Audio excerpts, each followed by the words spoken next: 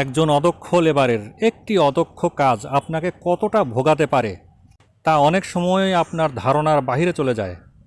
ফাউন্ডেশনের সময় cross bracing এবং শীট পাইলিং যথাযথভাবে না দিলে কী ধরনের দুর্ঘটনা ঘটতে পারে তা নিয়েই আজকের আলোচনা।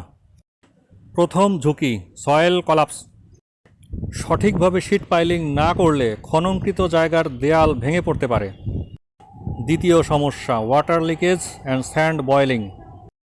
শীট পাইলের জোর ঠিকমতো না বসালে পানি ঢুকে পড়ে। পানির চাপের কারণে বালু ফেটে উঠে আসে, যাকে স্যান্ড বয়েলিং বলে, যা ফাউন্ডেশনের স্থায়িত্ব নষ্ট করে। তৃতীয়ত, স্ট্রাকচারাল ইনস্ট্যাবিলিটি। স্টিল ব্রেসিং যথাযথ না হলে শীট পাইল বাঁকা হয়ে যায় অথবা সরে যায়। এর ফলেও ফাউন্ডেশনের দেয়াল ভেঙে পড়তে পারে এবং ভবিষ্যতে ভবনের স্থায়িত্ব কমে যায়। একবার ভুলভাবে শীট পাইল এবং ব্রেসিং বসানো হলে তা পুনরায় মেরামত করতে, অর্থাৎ শীট পাইল এবং ব্রেসিং যথাযথভাবে স্থাপন করতে হলে অতিরিক্ত শ্রম এবং লেবার যায়, সময়ের সাথে সাথে যা আপনার খরচকে আরও বাড়িয়ে তোলে। এ কারণেই শীট পাইলিং এবং ব্রেসিং যথাযথভাবে করার কোনো বিকল্প নেই, অন্যথায় এটি অনেক বড় একটি জুয়া।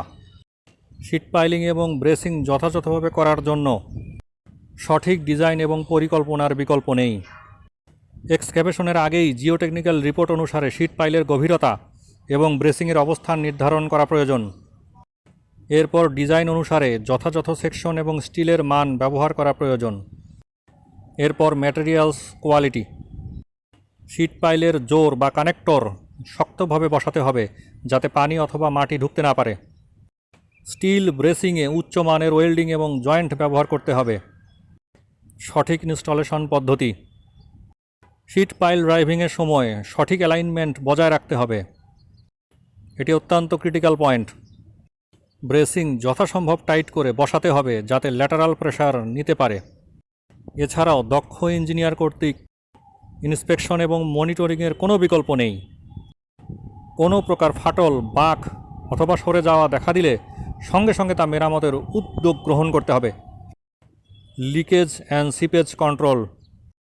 প্রয়োজনে ডিওয়াটারিং পাম্প ব্যবহার করতে হবে, তবুও খনন এলাকায় পানি জমতে দেওয়া যাবে না। শীট পাইলের নিচে সিপেজ কমানোর জন্য কাট অফ ওয়াল বা গ্রাউট কার্টেন ব্যবহার করা যেতে পারে। নিরাপত্তা ব্যবস্থা। শ্রমিকদের জন্য সেফটি গিয়ার বাধ্যতামূলক করতে হবে। একটি দুর্ঘটনা সারা জীবনের কান্না, এমনটি যেন না হয়। আপনার পাশের ভবনের দিকেও গভীর মনোযোগ রাখতে হবে। সাধারণত হাইরাইজ বিল্ডিংয়ের পাশে কোনো এক্সক্যাভেশন করা হলে সারচার্জ লোড ইমব্যালেন্সের কারণে পাশের ভবনটি ক্ষতিগ্রস্ত হওয়ার ঝুঁকিতে থাকে। ভবনে ফাটল ধরতে পারে, ফাউন্ডেশন ওপেন হয়ে যেতে পারে, ভবন টিল্টেড হয়ে যেতে পারে, বেঁকে যেতে পারে। এছাড়াও ভবনে সেটেলমেন্ট হতে পারে। এই সেটেলমেন্টের কারণেই ভবনে ক্র্যাক তৈরি হবে। অনেক সময় এক্সটার্নাল ক্র্যাকের পরিবর্তে ইন্টারনাল ক্র্যাক ডেভেলপ করতে পারে। ভবনের সেটেলমেন্ট যদি ইউনিফর্ম সেটেলমেন্ট হয় তাহলে ভবন বেঁকে যাবে, আর যদি ডিফারেন্সিয়াল সেটেলমেন্ট হয় যা ভবনের জন্য অত্যন্ত ঝুঁকিপূর্ণ, তাহলে এক্সটার্নাল এবং ইন্টারনাল ক্র্যাক তৈরি হতে পারে। অনেক ক্ষেত্রেই ভবনটি পরবর্তীতে মেরামতের অযোগ্য অথবা বসবাসের অযোগ্য হয়ে যেতে পারে। তাই এসব কারণে শীট পাইলিং এবং স্টিল ব্রেসিং যথেষ্ট গুরুত্ব সহকারে নিতে হবে এবং দক্ষ প্রকৌশলী দ্বারা এদের ডিজাইন করিয়ে নিতে হবে, অন্যথায় এমন পরিস্থিতির সম্মুখীন হতে পারে যা আপনার জন্য অকল্পনীয় ক্ষতি ডেকে আনতে পারে। শিক্ষণীয় ভিডিও পেতে আমাদের সাথেই থাকুন। প্রকৌশলী আহসান।